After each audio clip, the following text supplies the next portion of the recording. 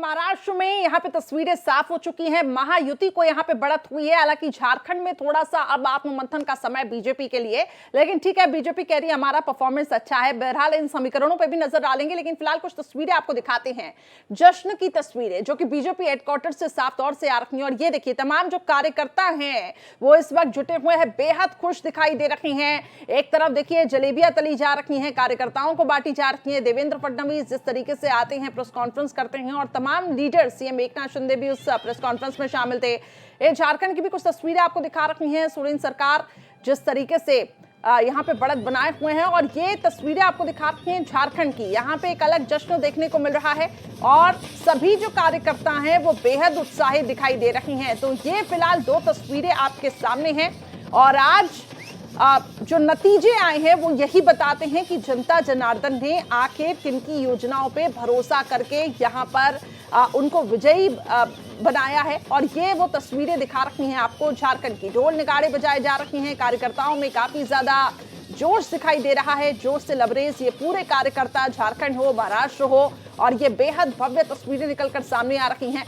और इन कार्यकर्ताओं की खुशी साफ तौर से देखने को मिल रही है। कई योजनाएं महाराष्ट्र में, लाडली बहन योजना कहा जा रहा है कि एक बहुत बड़ा गेम चेंजर साबित हुई है। और देखिए कुछ प्रतिक्रिया सामने आ रही हैं, सुनते हैं। और महायुति की महाराष्ट्र की सरकार, दोनों ने जो सुशासन, अच्छी सरकार दी, विकास से प्रेरित सरकार दी, जनहित के काम किए, उसकी वजह है। अपोजिशन लगातार ईवीएम की बात कह रहा है, बेबुनियाद कर रही हैं, उसको यहाँ पे करार देते हुए कि बेबुनियाद। और ये फिलहाल जो तस्वीरें आप देख रहे हैं, देवेंद्र फडणवीस और उनके दफ्तर से तस्वीरें आपको दिखा रही हैं, ये ठाके लगाए जा रखे हैं जीत के, खुशी है। जाहिर तौर पे मेहनत काफी ज्यादा यहाँ पे की गई है, और ये आपको दिखा रहे हैं वो तस्वीरें। तमाम मेहमान इस वक्त मेरे साथ जुड़े हुए हैं। इन तस्वीरों को हम देखिए किस तरीके से आपके सामने रख रही हैं, क्योंकि बीजेपी ने पूरी मेहनत यहाँ पर की है। बीजेपी का कहना है कि हमने कई योजनाएं हम जनता तक लेके आए, और पीएम मोदी का खासतौर से जो मैजिक था वो बरकरार रहा है। और ये इस वक्त कुछ और बड़ी खबर यूपी उपचुनाव से जुड़ी हुई, एनडीए की यहाँ पे बम्पर जीत हुई है। इस वक्त की बड़ी खबर, 9 में से 5 सीटों पर बीजेपी उम्मीदवार, बीजेपी कैंडिडेट की जीत हुई है। 2 सीटों पर बीजेपी उम्मीदवार आगे बताए जा रही हैं। मीरापुर, गाजियाबाद, फूलपुर में बीजेपी की जीत हुई है, और मंझवा में बीजेपी के कैंडिडेट की जीत हुई है, ये भी जानकारी मिल रही है। और कुंदरकी और कटेहरी सीट से बीजेपी आगे है।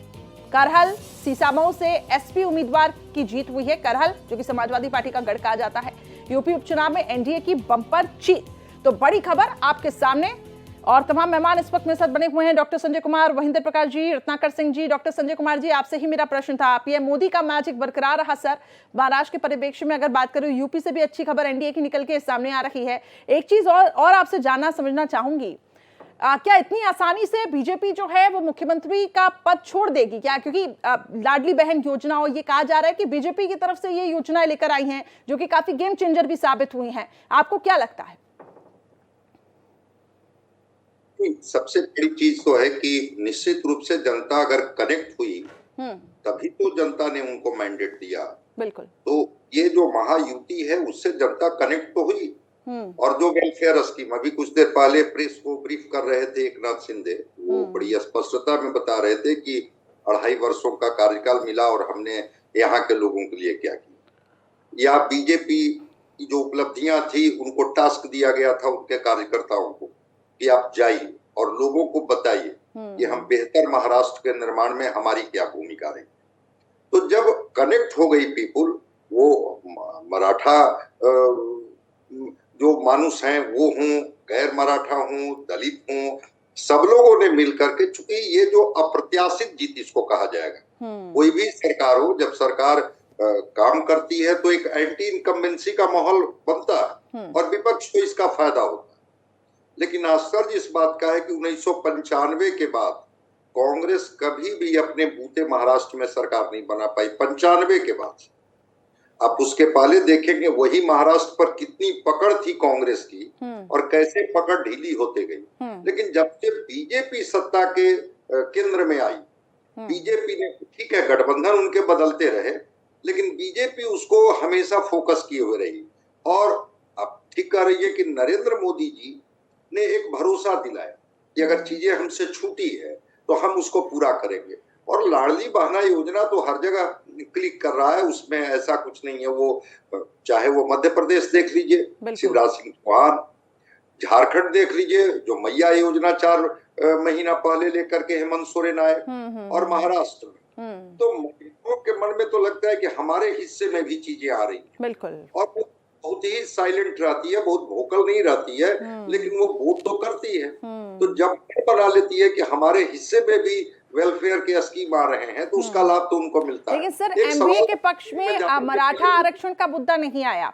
मतलब अगर हम मनोज जरांगे की बात करें तो कई बार वो विरोध प्रदर्शन करते हुए नजर भी आए, लेकिन ये मराठा आरक्षण का मुद्दा जो है ये हवाबाजी साबित हो गया इस पूरे चुनाव में, ऐसा माने क्या? नहीं, बिल्कुल। देखिए होता क्या है ना, आरक्षण की जरूरत तो तब पड़ेगी ना जब आपके सामने जो विकास की योजनाएं हैं वो नहीं पहुंच पाएगी। तब लगता है कि एक आरक्षण ही सहारा है जिसके बदौलत हम कोई सीढ़ियां चढ़ सकते हैं। लेकिन जब अगर योजनाएं आपके पास होंगी तो फिर आरक्षण का मुद्दा डाइल्यूट हो जाता है। और आपने जो शुरू में ब्रेक में जाने से पहले एक सवाल पूछा था कि आखिर महा अघाड़ी की जो सरकार है वो क्यों ऐसा रही, परफॉर्म नहीं कर पाई। सीटों को लेकर के जिस तरह से आपस में तनातनी रही, बहुत दिनों तक तो बात ही नहीं बनी। जो इनके कांग्रेस के अध्यक्ष थे उनकी जो बयानबाजियां थी, और मुख्यमंत्री को लेकर के जो उद्धव ठाकरे का एक अपना दबाव था, शरद पवार कुछ बोल नहीं रहे थे। तो जब अब कोऑर्डिनेशन का अभाव होगा तो इसका लाभ तो जो आपका अपोनेंट्स है वो पार्टियां ले जाएगी, और इसी का लाभ महायुति ली। वहां आपने अभी जो पूछा कि क्या बीजेपी इतनी सहजता से मुख्यमंत्री का पद छोड़ देगी, छोड़ेगी कि नहीं छोड़ेगी अब तो बात की चीज है। अब तो उनको एक कंफर्टेबल मेजोरिटी मिल गया, और जब कंफर्टेबल मेजोरिटी में वो आ गए तो चीजों को वो तय कर लेंगे। भाई देवेंद्र फडणवीस ने भी कॉम्प्रोमाइज किया ना, जब एकनाथ शिंदे जब इतने शिवसेना के विधायकों को अपने हिस्से में तोड़ करके लाया, तो जो व्यक्ति वहां का मुख्यमंत्री था उन्होंने कहा कि ठीक है हम आपके अंडर में डिप्टी सीएम रहेंगे, पार्टी का निर्णय था। तो एकनाथ शिंदे को भी परिस्थितियों के साथ कॉम्प्रोमाइज करना होगा, और मैं समझता हूं कि बीजेपी इसको जानती है कि कैसे टैक्टफुली चीजों को डील किया जाता है। बीजेपी इसको कर ले। बिल्कुल आपने ठीक कहा, और किस तरीके से बैलेंस, एक समन्वय बनाए रखना है ये बीजेपी को बखूबी आता है। वहिंदर प्रकाश जी क्या हमारे साथ जुड़े हैं क्या इस पैनल में? अगर जुड़े वहिंदर जी, आप तक मेरी आवाज पहुंच पा रही है? चलिए ठीक है, कुछ यहाँ पे दिक्कतें आ रही है, वो हमारे साथ नहीं कनेक्ट हो पा रहे हैं। रत्नाकर सिंह जी, बात यहाँ पे सीएम पेस की हो रही है। संजय जी से भी मैंने यही सवाल पूछा, क्या बीजेपी इतनी सहजता के साथ सीएम पद छोड़ेगी क्या? मतलब आखिर किस तरीके से अब पार्टी इसमें आगे, हालांकि ठीक है वो तो अंतिम फैसला अब पार्टी का होगा और किस तरीके से अब यहाँ पे क्या नेतृत्व डिसाइड करता है, लेकिन क्या लगता है आपको? देखिए, भारतीय जनता पार्टी को सत्ता में सेवा करने के लिए वह सत्ता में आना चाहिए। सीएम बनना या नहीं बनना ये पार्टी का शीर्ष नेतृत्व जो है निर्धारित करता है। और आपको मैं बता दूं कि यहाँ पे महाराष्ट्र में भी सबसे बड़ी पार्टी होने के बावजूद भी हमने गठबंधन धर्म को निभाया और हमने एकनाथ शिंदे जी को सीएम बनाया। हम चाहते हैं कि यहाँ की सरकार है, जो महायुति की सरकार है, वो विकास के लिए काम करे और हम उसमें सहभागी बने रहें। मुख्यमंत्री बनना हमारी प्राथमिकता नहीं है, हमारी प्राथमिकता है जो जनता का विकास है, राज्य का विकास है। आपने देखा कि बिहार में भी हम सबसे बड़ी पार्टी होने के बावजूद भी हमने नीतीश कुमार को मुख्यमंत्री बनाया। और अभी भी लोग कहते हैं, कुछ विपक्षी पार्टियां जो इल्जाम लगाने की कोशिश करती हैं कि हम यूज करते हैं और लोगों को छोड़ देते हैं। लेकिन अगर देखिए आप यहाँ पे, तो आज हमारी स्थिति जो है 131 सीट हमने महाराष्ट्र में पाई है और 145 का वो आंकड़ा है जहां पे पूर्ण बहुमत का होता है। तो 13, 14, 15 सीटें हासिल करना या मैनेज करना कोई बड़ी चीज नहीं होती है। लेकिन कहीं ना कहीं हम जो प्री पोल अलायंस जो लेकर चल रहे थे, उसी प्री पोल अलायंस के साथियों को लेकर के और सरकार में सहभागी बना करके और महत्वपूर्ण जिम्मेदारी उनको देने का काम करेंगे। और इस तरह से जो महायुति को मैंडेट दिया है जनता ने, जनादेश जो दिया है, उस जनादेश का सम्मान करेंगे और सबको साथ में लेकर चलेंगे। लेकिन इसी जनादेश का जिस तरह से प्री पोल अलायंस हुआ था 2019 में उद्धव ठाकरे की, शिवसेना की और भारतीय जनता पार्टी की, लेकिन किस तरह से कुर्सी के लालच में शिवसेना के उद्धव ठाकरे जी है वो चले गए, कांग्रेस की गोद में बैठ गए, एकदम विचारधारा में बिल्कुल अलग पार्टी के साथ जाकर बैठ गए, जो कि वीर सावरकर की विचारधारा को मानती ही नहीं। उनको वो गद्दार बोलते हैं, वीर सावरकर को माफी वीर बोलते हैं।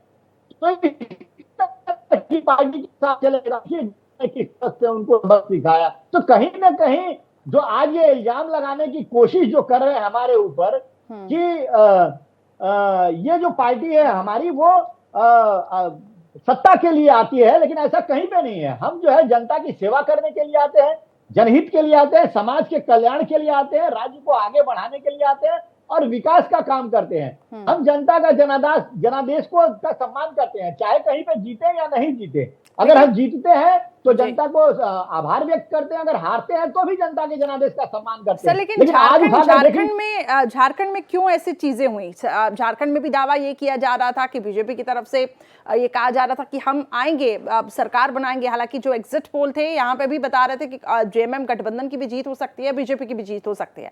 कहीं ना कहीं जो एग्जिट पोल है वो बीच में ही थे। आप इसको किस तरीके से देखते हैं, झारखंड की हार को? देखिए, झारखंड में निश्चित रूप से जिस तरह से वहां पे घुसपैठिए का मुद्दा था और जमीन को जबरदस्ती रोहिंग्या मुसलमान और बांग्लादेश देशी मुसलमान वहां की आदिवासी बहनों के साथ जबरदस्ती शादी करके वहां पे वोटिंग आईडी अपना बनवा रहे थे, जमीन का मालिकाना हक ले रहे थे। निश्चित रूप से ये बहुत महत्वपूर्ण मुद्दा था हमारे लिए, लेकिन कहीं ना कहीं हम इस मुद्दे को बहुत एग्रेसिवली झारखंड के जनता के पास पहुंचा नहीं पाए और इनके भ्रष्टाचार के मुद्दे को हम जनता के पास नहीं पहुंचाए। निश्चित रूप से झारखंड में जो एक सरकार हमारी नहीं बनना एक चिंता का विषय है और निश्चित रूप से हम उसको समीक्षा भी करेंगे और देखेंगे कि कहां पे हमसे चूक हुई है और आगे के चुनाव में चलिए, कुछ तस्वीरें सामने आ रखी हैं, आपको दिखा रखी हैं। देवेंद्र फडणवीस यहाँ पे जलेबी तलते हुए दिखाई दे रहे हैं और ये देखिए, ये जश्न की तस्वीरें हैं और कार्यकर्ताओं के लिए जलेबी तली जा रही है। और ये देखिए, भव्य तस्वीरें निकलकर सामने आ रही है बीजेपी हेडक्वार्टर से। इससे पहले भी ऐसी कई तस्वीरें सामने आ चुकी हैं, तो इससे समझा जा सकता है कि बीजेपी महाराष्ट्र को लेकर कितनी ज़्यादा उत्साहित। हालांकि देखिए, काम सभी ने किया, कार्यकर्ताओं ने भी यहाँ पे काम किया और बीजेपी क्योंकि एक कैडर बेस्ड पार्टी है और हर उस कार्यकर्ताओं को जीत के लिए प्रधानमंत्री भी लगातार धन्यवाद देते रहे हैं, उनकी मेहनत की सराहना करते रहे हैं। और ये फिलहाल जश्न की तस्वीरें सामने आ रखी हैं बीजेपी हेडक्वार्टर से। झारखंड में भी देखिए, ढोल नगाड़े बजाए जा रही हैं। सोरेन सरकार इस वक्त काफी ज्यादा खुश है और हेमंत सोरेन की तरफ से कुछ कहा जा रहा है। आइए सबसे पहले वो सुनते हैं। और पूरा परिणाम आने का हमें इंतजार है और वो परिणाम घोषित होने के बाद हम लोग आगे की कार्रवाई करेंगे। जो हमें जानकारी मिली है आपके तरफ से भी और कई आधिकारिक सूचनाओं के माध्यम से भी, जो इंडिया गठबंधन का प्रदर्शन रहा है वो बहुत बेहतर रहा है। लगभग 56 प्रत्याशी हम लोगों के जीते हैं और 24 एनडीए गठबंधन के लोगों ने जीत हासिल की है, जो लगभग 2/3 के बराबर हम लोगों के हिस्से में आता है। कुछ जगहों पर शायद रिकाउंटिंग की खबर आ रही है और कुछ जगहों पर बहुत मार्जिनल वोट में निर्णय होने के आसार दिख रहे हैं।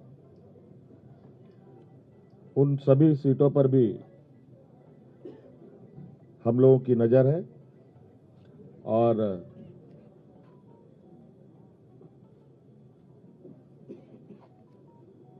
अबुआ सरकार का एक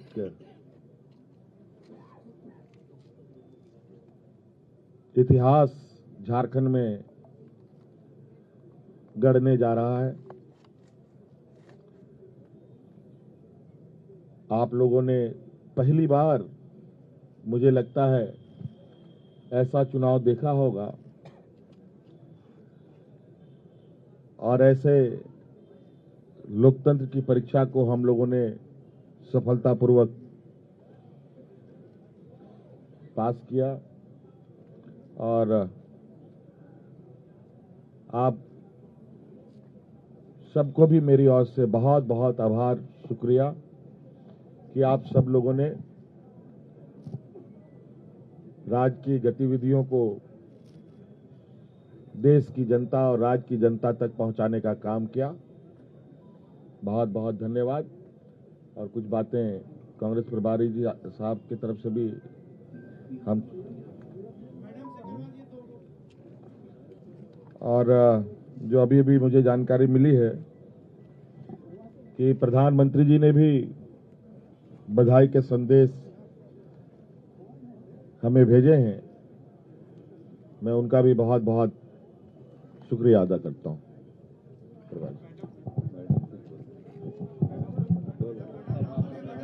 शुक्रिया अदा कर रहे थे। हालांकि प्रेस कॉन्फ्रेंस कर पे यहाँ पे साफ तौर से ये कहा गया कि आखिर जो यहाँ पर जीत हुई है उसका बहुत बहुत शुक्रिया। और प्रधानमंत्री नरेंद्र मोदी ने भी क्योंकि ट्वीट करते हुए बधाई दी, उसका भी उन्होंने जिक्र किया है। तमाम मेहमान इस वक्त हमारे साथ बने हुए हैं पैनल में। Doctor Sanjay Kumar political analyst, Mohinder Prakash ji Congress की तरफ से, रत्नाकर सिंह बीजेपी की तरफ से, जयप्रकाश सिंह जो कि वरिष्ठ पत्रकार हमारे साथ इस पैनल में जुड़ चुके हैं, और अब से कुछ ही देर में बिलाल शब्दवारी जी जो कि वरिष्ठ पत्रकार है वो भी हमारे साथ इस पैनल में ज्वाइन करेंगे, आपको तस्वीरों में दिखाई देंगे। लेकिन फिलहाल हम रुक करते हैं। मोहिंदर प्रकाश जी, आपको क्योंकि बोलने का मौका नहीं मिला था, सर आपसे जानना चाहूंगी मैं, महाराष्ट्र में किस तरीके से देखते हैं? हालांकि महायुति की अब वहां पे बम्पर जीत हुई, बीजेपी ने वहां पे बीजेपी की जो परफॉर्मेंस थी काफी अच्छी रही, लेकिन क्या लगता है आपको कहां कमी रह गई? मैडम, कमी की तो समीक्षा की जाएगी कि कहां कमी रह गई, लेकिन एक बात बड़ी गौर करने लायक है, वही प्रधानमंत्री, वही होम मिनिस्टर, वही बीजेपी के नारे बटेंगे तो कटेंगे, वो झारखंड में नहीं चले, महाराष्ट्र में चल गए। और आपके लिए भी जांचने का विषय है कि महाराष्ट्र में आपने भी प्रेडिक्शन नहीं की होगी कि इतनी बम्पर जीत बीजेपी को मिलेगी। तो हम आज के दिन में, जब आप चीफ मिनिस्टर जो बनने जा रहे हैं, मेरा ख्याल बनना भी चाहिए उनको, वो किस तरह जलेबी तल रहे हैं, वो किस मानसिकता को दर्शाता है। आज आप जीते हुए हैं भाई, किसको चिढ़ा रहे हैं आप? ये जलेबी जलाकर किसको चिढ़ा रहे हैं? आप थोड़ी मानसिक संतुलन रखिए। जीत के अंदर भी इंसान को अपना एक मानसिक संतुलन रखना होता है, वो कहीं दिखाई नहीं देता। तो ये वाकई में लगता है कि ये जीत अप्रत्याशित है। जिनकी उन्होंने उम्मीद भी नहीं की थी वो जीत गए। वरना कुछ कारण ऐसे हैं जो मैं आज टेलीविजन पर नहीं बोल सकता। खुला खेल पैसे का, हिंदू मुस्लिम को लगातार बोलना, प्रधानमंत्री के लेवल से एक है तो सेफ है, उसको उसके बदले नारा जो पुराने प्रधानमंत्री दिया करते थे, हिंदी मुस्लिम सिख ईसाई सारे हैं भाई, उस नारे को ये नहीं बोलना चाहते। क्या ये कास्ट से नफरत करते? एक है तो सेफ है, ये किसको कहना चाहते हैं? जरा इसको भी तो क्वालिफाई करें। अगर हिंदू मुस्लिम यहाँ दंगे होंगे, हिंदू मुस्लिम यहाँ फैलाएंगे, तो ये प्रधानमंत्री किसको साथ लेके चलना चाहते हैं, किसको सेफ करना चाहते हैं? इसकी क्लैरिफिकेशन भी तो आनी चाहिए ना। नहीं तो वो ये कह रहे हैं ना कि जो नैरेटिव सेट करने की कोशिश की गई थी हमने उसको ब्रेक किया है, और अगर हम जीत का अगर वो जश्न मना रहे हैं तो उसमें बुरा, इसमें इसको किस तरह ऐसे क्यों देखना कि वो चिढ़ा रखे हैं? जीत का जश्न है, कार्यकर्ताओं के साथ सेलिब्रेट कर रखे हैं, इसमें क्या बुराई है? सर मैडम, आप भी समझती हैं जलेबी जलाना किसको जला रहे हैं, आप बड़ी अच्छी तरह समझती हैं। टेलीविजन पर बैठकर नैरेटिव जो है वो क्या दिखाई देता है ये सबको मालूम है, सारे हिंदुस्तान की जनता जानती है, मैं और आप ही नहीं जानते। ये जलेबी जो है वो राहुल गांधी को चिढ़ाने की कोशिश कर रहे हैं, जो उन्होंने हरियाणा में बोली थी। मैं यहाँ टेलीविजन पर सरेआम बोल देता हूँ, ये जो प्रदर्शन है ये मानसिक जो एक गंदगी है उसको दिखाता है। आप जीत गए, कोई बात नहीं, जीत हार चलती रहती है, कभी कोई पार्टी लगातार भी जीतती है। आप झारखंड में हारे हैं तो वहां के लिए आप क्या क्या निर्णय देना चाहते हैं? वहां आपने क्या गंद नहीं फैलाया? कौन सी गंदी चीज जो आपने नहीं बोली? वहां घुसपैठिए हैं, मुसलमान हैं, बांग्लादेशी हैं, बाहर से आए हैं, न जाने बेटी को ले जाएंगे, रोटी को ले जाएंगे। ये कोई जबान होती है प्रधानमंत्री के मुंह से बोलने की? वहां की जनता ने आपको बिफिटिंग रिप्लाई दिया है। महाराष्ट्र में हमसे कहां गलती हुई हम देखेंगे। ये तो सोचने का विषय है कि पूरी तरह की हार तो ना आपने सोची थी ना हमने सोची थी। जिस पार्टी ने जीत ली है, महायुति ने, उन्होंने भी नहीं सोची थी कि इतनी प्रचंड जीत हमारी होगी। तो इन कारणों की जांच तो होगी, लेकिन बीजेपी को यह भी सोचना चाहिए कि देश को कहां ले जा रही है। आप हार जाते हैं, जीत जाते हैं, एक अलग विषय है, लेकिन देश को आप जनता को कहां ले जाना चाहते हैं? आप हिंदू मुस्लिम पूरा डिवाइड कर देना चाहते हैं इस देश के अंदर? क्या कहना चाहते हैं आप लोग? रत्नाकर सिंह जी, बीजेपी कह रही है कि एकजुटता की जीत है यहाँ पे, फिर कांग्रेस का ये कहना है कि हिंदू मुस्लिम में आप देश को बांट रहे हैं, और ये जो जलेबी तली जा रही है किसको चिढ़ाया जा रहा है? रत्नाकर सिंह जी, छोटा सा कमेंट चाहूंगी, फिर और भी मेहमान भी साथ बने हुए हैं। जी सर। ये दो बातें हैं। देखिए, पहली चीज तो मैं ये कहूंगा कि आज ये हिंदू मुस्लिम की बात कर रहे हैं, तब ये भूल जाते हैं जब इनके उलेमा संगठन जो है 180 से ज्यादा एनजीओ जो है, सज्जाद नोमानी जो इनके प्रमुख हैं उलेमा काउंसिल के, वो कहते हैं कि 10% रिजर्वेशन जो मुसलमानों को दिया जाएगा। वो जब कहते हैं कि 2012 से लेकर 2024 तक जितने भी मुसलमान दंगा में शामिल हैं उनके ऊपर से केस हटा लिया जाए।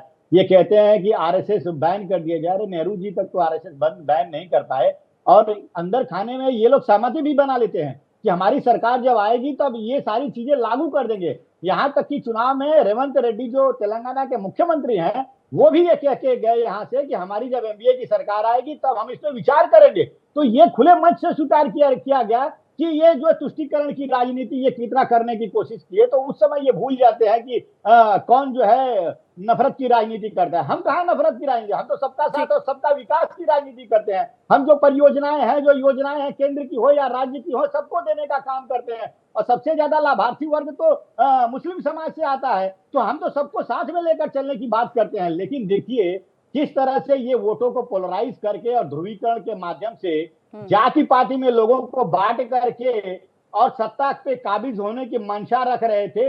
निश्चित रूप से मैं धन्यवाद देना चाहूंगा सारे समाज के लोगों, धनखड़ समाज, कुंडी समाज, मराठा समाज, सारे समाज के लोग एकत्रित होकर एक साथ जो है उन्होंने वोट किया। और यहाँ तक कि जो हिंदू समाज के जो संत लोग हैं उनका भी आशीर्वाद अंतिम मोमेंट में हमें प्राप्त हुआ, जिससे कि जनता समझी कि हम बटेंगे तो निश्चित रूप से एक ऐसी सरकार को चुनकर लाएंगे। लेकिन कांग्रेस का कहना है कि ये जीत अप्रत्याशित है और इतनी उम्मीद तो आप लोग को भी नहीं होगी। बहरहाल मैं लौटूंगी सर, इस चर्चा को हम आगे भी जारी रहेंगे। कुछ और मेहमान भी बने हुए हैं। जयप्रकाश सिंह जी, बहुत स्वागत करती हूँ सर आपका पैनल में। महाराष्ट्र की जीत को लेकर आप सुन रहे थे कि आखिर किस तरीके से कांग्रेस का तर्क है कि हिंदू मुस्लिम में बांटने की कोशिश की गई, जो नारे दिए गए एक है तो सेफ है, बटेंगे तो कटेंगे, लेकिन वहां पे मोदी मैजिक चला है। आप जीत के फैक्टर्स बताइएगा। और झारखंड की अगर मैं बात करूं सर, वहां पे स्थानीय मुद्दे हावी रहते हैं। क्या लगता है आपको, घुसपैठिए का जो मुद्दा बीजेपी ने उठाया वो क्या पूरे झारखंड में चल नहीं सका? देखिए, मैं महाराष्ट्र की अगर बात करूं तो महाराष्ट्र में जो अभी रुझान और नतीजे आ रहे हैं, करीब 133 सीटों पर अकेले बीजेपी अपने दम पर जो है वो जीत रही है, रुझान में आगे है। आप समझ सकते हैं कि एक बहुत बड़ा फिगर है। और 145 का जो जादुई आंकड़ा है महाराष्ट्र में बहुमत साबित करने के लिए, उससे बीजेपी सिर्फ 12 सीट दूर है अपने अकेले के दम पर। अब आप देखिए कि एकनाथ शिंदे करीब 53 सीटों पर जीत रहे हैं या आगे हैं, और पूरी जो एनडीए है यानी महाविकास आघाड़ी है वो 45-46 पर रुक जा रही है, रुझान में भी और जीत में भी। तो अकेले एकनाथ शिंदे एनडीए की कुल सीटों से यानी शरद पवार, उद्धव ठाकरे और कांग्रेस से कहीं आगे निकल चुके हैं। ये एक अलग ही तरीके का नतीजा है जो अपने 3 दशक के राजनीतिक कवरेज के दौरान मैंने नहीं देखा। और इतनी बड़ी लड़ाई, एक तरफ 3 लोग हैं जो शरद पवार, उद्धव ठाकरे और कांग्रेस पार्टी, देश की सबसे बड़ी राष्ट्रीय पार्टी के बाद दूसरे नंबर पर आती है, और दूसरी तरफ भारतीय जनता पार्टी,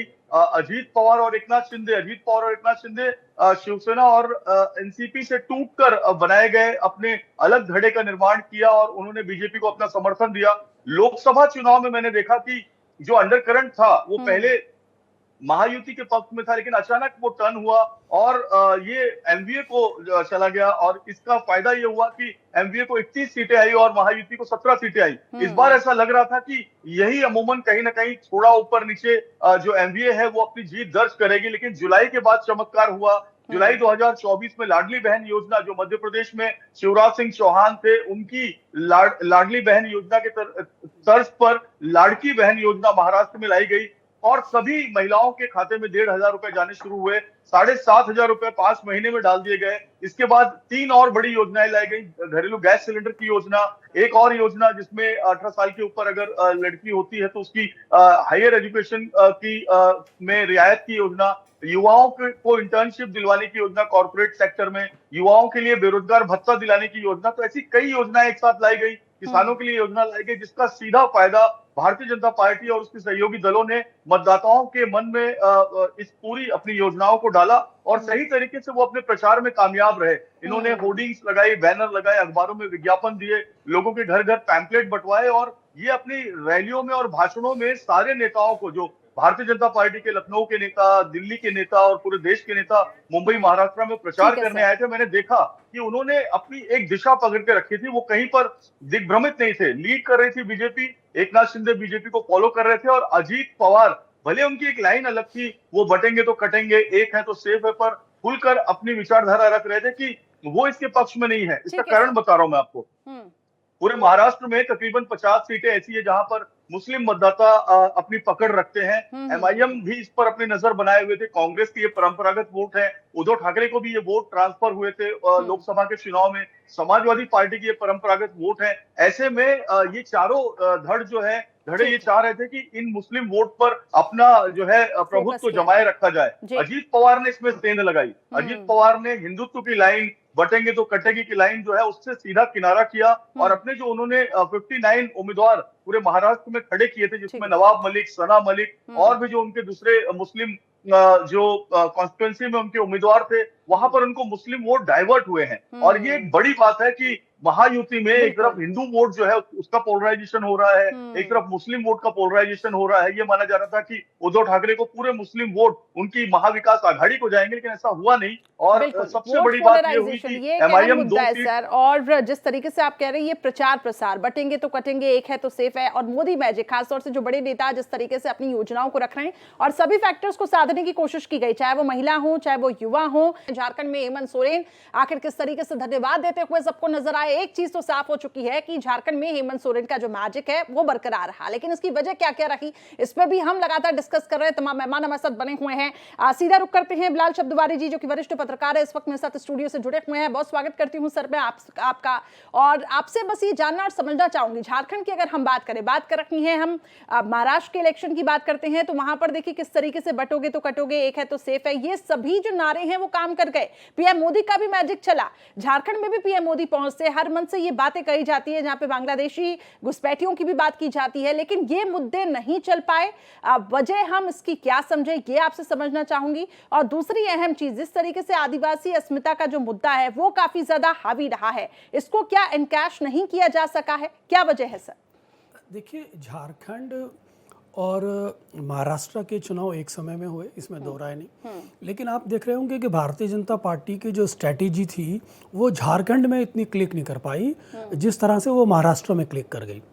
तो इस स्ट्रैटेजी की समानता को देखने की ज़रूरत है और इनमें अंतर समझने की ज़रूरत है, ऐसा क्यों हुआ। देखिए, लाडली बहनी योजना जिसके माध्यम से मध्य प्रदेश, राजस्थान, छत्तीसगढ़ जो पूर्व में चुनाव हुए थे, शिवराज सिंह चौहान ने इस लाडली बहना योजना को जिस तरह से लास्ट मूवमेंट पे इंट्रोड्यूस कराया था और सीधा फाइनेंशियल बेनिफिट लोगों के खाते में गए थे, उसका एक बहुत इम्पैक्ट यहाँ पे भी नज़र आया। क्योंकि अगर हम इसके सिनेरियो को समझने की कोशिश करें या इसके परिप्रेक्ष्य को समझने की कोशिश करें, क्योंकि मौजूदा समय में आप सब जानते हैं कि देश के अंदर बेरोज़गारी है, देश के अंदर महंगाई है। तो जब इस महंगाई और बेरोज़गारी के माहौल के अंदर, इस साइकोलॉजिकल प्रेशर के बीच में जब किसी तरह की भी कोई भी ल्यूक्रेटिव स्कीम आप जनता के बीच में देते हैं तो वो उसको एक अपीज़ करती है। तो ये वो अपीज़मेंट था फाइनेंशियल पॉलिसी का या ल्यूक्रेटिव पॉलिसी का, जिसने एक पॉलिटिकल फॉर्म में लास्ट मूवमेंट पे काम किया। 1500 रुपये लाडली बहना योजना के माध्यम से महाराष्ट्र के अंदर लोगों के खातों में डाले जा रहे थे, और ये खाते में डालने के साथ साथ इसका इम्पैक्ट ग्रामीण क्षेत्र में भी आया। नॉर्मली ये देखा जाता है कि भारतीय जनता पार्टी अर्बन क्षेत्र में ज़्यादा अच्छा परफॉर्म करती है, ग्रामीण क्षेत्र में कांग्रेस या एनसीपी ज़्यादा अच्छा परफॉर्म करेगी, क्योंकि लाडली बहनें योजना एक ऐसी योजना थी, इसने पूरे पैन महाराष्ट्र में अपना इम्पैक्ट दिखाया और इसकी वजह से जो वहाँ पर वोट प्रतिशत 61 से बढ़ के 65% हुआ, जिसमें 4% महिलाओं ने अतिरिक्त वोट का कंट्रीब्यूशन किया। इसकी वजह से ये सारे आंकड़े बदल गए। रहा ध्रुवीकरण का सवाल। देखिए, ध्रुवीकरण का कि जहाँ तक स्ट्रैटेजी का सवाल है तो भारतीय जनता पार्टी की ये चिरपरिचित शैली रही है। भारतीय जनता पार्टी नॉर्मल तौर पर ध्रुवीकरण के सारे ही चुनाव लड़ती है, लेकिन जो फाइनेंशियल ल्यूक्रेटिव पॉलिसी का जो पॉलिटिकल मैनेजमेंट था, जिसे आप माइक्रो मैनेजमेंट भी कह सकते हैं, ये कह सकते हैं कि जिसको Eknath Shinde as a chief minister अपने लोकसभा चुनाव के बाद अपने माध्यम से एग्जीक्यूट कराने में कामयाब रहे, ये सबसे बड़ा इसमें योगदान रहा। या ये कह सकते हैं कि लाडली बहना योजना का ये त्वरित प्रभाव था, जिसकी वजह से महाराष्ट्र के सारे समीकरण बदल गए। अब इसी समानता को आप झारखंड में देखने की कोशिश की है। ये मैया योजना जो हेमंत सोरेन वहां पे चला रहे थे, उसके माध्यम से भी लोगों के खातों में पैसे दिए जा रहे थे। और मैं आपको फिर बार बार कहता हूं, जो महंगाई और बेरोजगारी का जो एक साइकोलॉजिकल प्रेशर है लोगों के अंदर, उसके अंदर इस तरह की ल्यूक्रेटिव स्कीम आमतौर पर काम करती नजर आती है। और जिस तरह से भारतीय जनता पार्टी ने झारखंड के अंदर पोलराइज करने की कोशिश की थी, उसको काउंटर करने के लिए साइकोलॉजिकली हेमंत सोरेन ने वहां आदिवासी अस्मिता के मुद्दे को इतना ज्यादा डेवलप कर दिया था, जब से वो जेल से छूट के आए थे और उनके ऊपर करप्शन का दाग छूटा था, तो वो निरंतर आदिवासी अस्मिता पे काम कर रहे थे, बाहरी बनाम भीतर पे काम कर रहे थे, जिसकी वजह से वहां पोलराइजेशन इफेक्ट नहीं हुआ। तो दोनों जगह जो ल्यूक्रेटिव स्कीम है वो काम करेंगे, जिस तरह से दिल्ली के अंदर हमेशा इन ल्यूक्रेटिव स्कीम्स ने केजरीवाल का समर्थन किया। बिल्कुल ठीक कहा सर आपने, और यही मतदाता को अट्रैक्ट की, जिसकी वजह से मतदाता ने बढ़ चढ़ के यहाँ पे वोट किया।